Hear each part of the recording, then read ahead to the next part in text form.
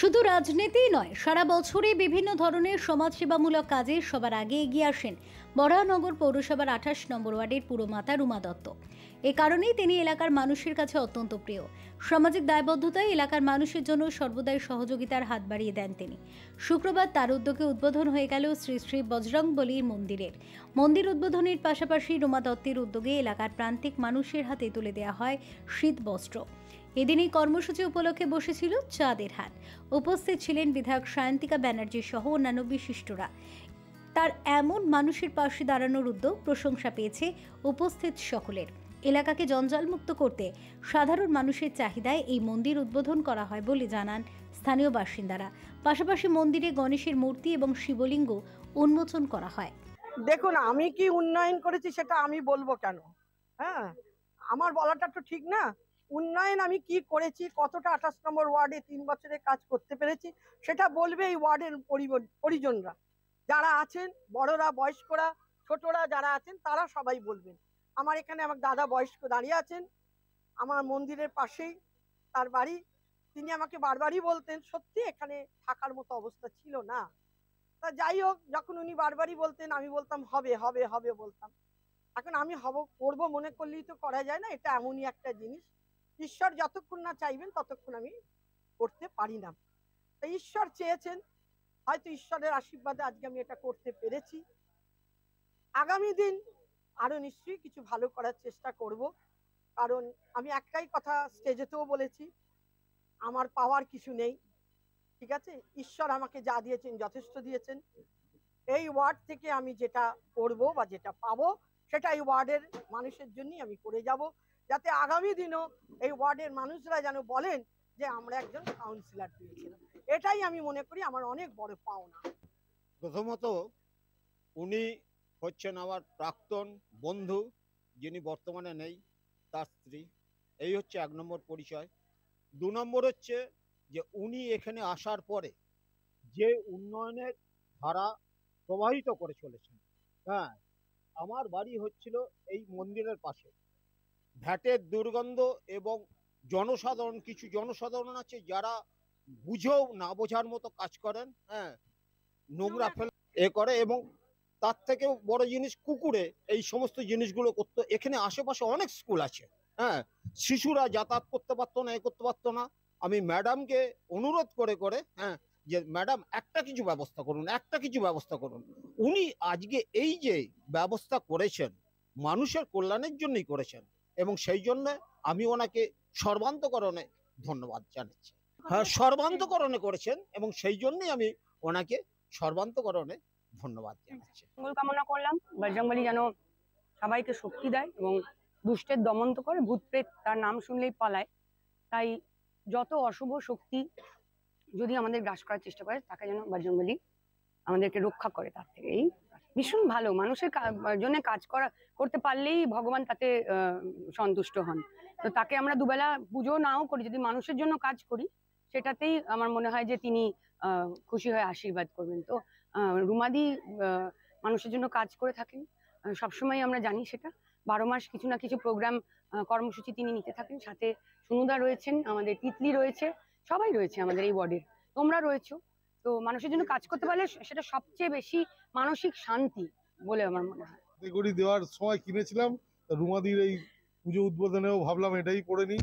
তার কারণ হচ্ছে ২৮ নম্বর ওয়ার্ডে আমরা সামান্য কর্মী, কিন্তু আমাদের সবসময় দিদি পাশে থাকে, এবং শুধু পাশে থাকে না, সুখে দুঃখে পাশে থাকা। যেটা আমরা ২৮ নম্বর ওয়ার্ড তৃণমূল পরিবার, যে পরিবারের মাতা হচ্ছে রুমা দত্ত মহাশয়, এবং এই সংকটমোচন মন্দির যে উনি করেছেন, এবং তার সাথে বজরংবলীটাই সংকটমোচন, তার সাথে গণেশের মূর্তি এবং শিব ঠাকুরের মূর্তি। উনি আমার সাথে বললো, বাবাই এগুলো মার্বেল ডাস দিয়ে হবে না, এক পাথরের মূর্তি কেটে আনতে হবে, এটার মূল্য কিন্তু অনেক। এবং রুমাদি সেটা জোগাড় যন্ত্রী করে এই অঞ্চলটাকে আরো সুন্দর করে তুললো।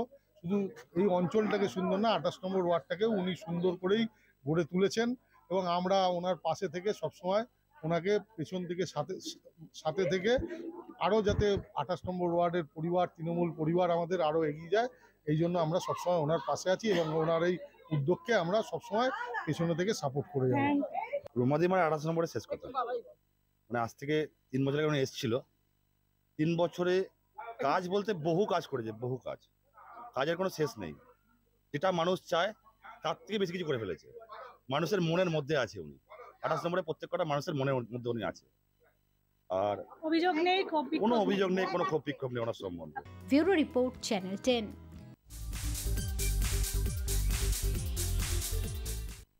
বাংলাদেশের সংখ্যালঘুদের উদ্বেগজনক অত্যাচারে হিন্দু, শিখ, বৌদ্ধ, জৈন এবং পার্সিদের অস্তিত্বের সংকট আরও বেড়েছে। এই সম্প্রদায়গুলির ওপর হত্যা, ধর্ষণ, অগ্নিসংযোগ এবং লুটপাট চলছে অবাধে। এজন্য মায়ানমার, শ্রীলঙ্কা এবং আফগানিস্তান থেকে নির্যাতিত গোষ্ঠীগুলিকে আশ্রয় দেওয়ার ক্ষেত্রে ঐতিহাসিক ভূমিকা নেওয়া ভারতকে এই দুর্বল সংখ্যালঘুদের মানবিক সহায়তা বাড়ানোর জন্য সিদ্ধান্তের সাথে কাজ করার উদ্যোগও নেওয়া হলো। আইনজীবী নৃপেন্দ্র কৃষ্ণ রায় একটি মানবাধিকার সংস্থা অ্যামনেস্টি ইন্ডিয়ার পক্ষে জনস্বার্থ মামলা মোকদ্দমা দায়ের করেছেন। জাতীয় মানবাধিকার কমিশন এবং ভারত সরকারকে হস্তক্ষেপের আহ্বান জানিয়েছেন, যেখানে পিআইএল এই সম্প্রদায়গুলিকে অস্থায়ী আশ্রয় এবং মানবিক সহায়তা প্রদানের জন্য ভারত সরকারকে অনুরোধ করে। দেখুন, কোর্টে মামলা ফাইল করা হয়েছে, পারমিশন এখনো হিয়ারিং হবে থার্সডেতে। আমাদের কোর্টের কাছে যেটা বক্তব্য হচ্ছে যে আজকে বাংলাদেশে যা যা হচ্ছে হিন্দুদের উপরে বা মাইনরিটিদের উপরে, এর জন্য ভারত সরকার পুরোপুরিভাবে দায়ী। এবং ভারত সরকার শুধু দায়ী নয়, ভারত সরকার করছে কি, ওখান থেকে আমাদের একজন নেতা ডেকে পাঠালো যে তোমরা চলে আসো, বর্ডার ভেঙে চলে আসবে। 2-3 লক্ষ লোক দাঁড়িয়ে গেল, তাদেরকে মেরে পাঠিয়ে দিল। এটা হচ্ছে সরাসরি আন্তর্জাতিক মানবাধিকার আইনের লঙ্ঘন।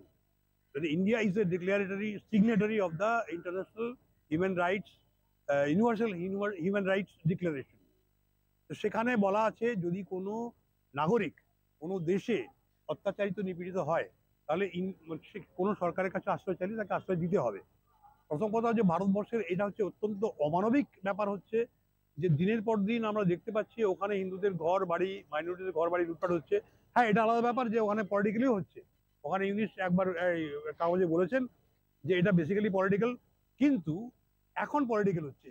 1947-এর পর থেকে 46 থেকে চলছে যে নন পলিটিক্যাল দাঙ্গা ফ্যাসাদ, সেটা ভারত সরকার জানে। ভারত সরকার সমস্ত জানে বলেই CAA আইন কানুন করেছে। CAA বলা হচ্ছে বাংলাদেশ, পাকিস্তান, আফগানিস্তান থেকে আমরা নাগরিকত্ব দেবো। কেন দেবে? যে ওখানে মুসলমানদের দেবো না, আবার ওখানে মাইনরিটি তাদের দেবো। তাহলে কি মাইনরিটি অত্যাচারিত হয় বাংলাদেশে? তাহলে মাইনরিটিরা যদি থাকে, তাদের প্রতি তোমার সহানুভূতি থাকে, তাহলে তুমি এই সমস্ত চুলকানি করতে না। This tinkering of the Muslim reform, 3 তারিখ বাদ দিলাম, বাবরি মসজিদ করলাম, তুমি ইউনিফর্ম সিভিল কোড করবে। তোমার এইটুকু ধারণা আছে যে বাংলাদেশে সাবস্টেন্সিয়াল মাইনরিটি থাকে? তাহলে তাদের কথা তোমরা ভারত সরকার কি চিন্তা করেছো? বাঙালি আর কত রকম ভার নেবে? স্বাধীনতা আন্দোলনে ভার নিয়েছে, স্বাধীনতায় রক্ত দিয়েছে, স্বাধীনতা পরে ভাগ করে তো বাঙালিকে ফকির বানিয়ে দিয়েছো। আন্তর্জাতিক মানবাধিকার আইন তুমি শ্রীলঙ্কাকে তামিল ক্রাইসিস সময় দেয়নি ভারত?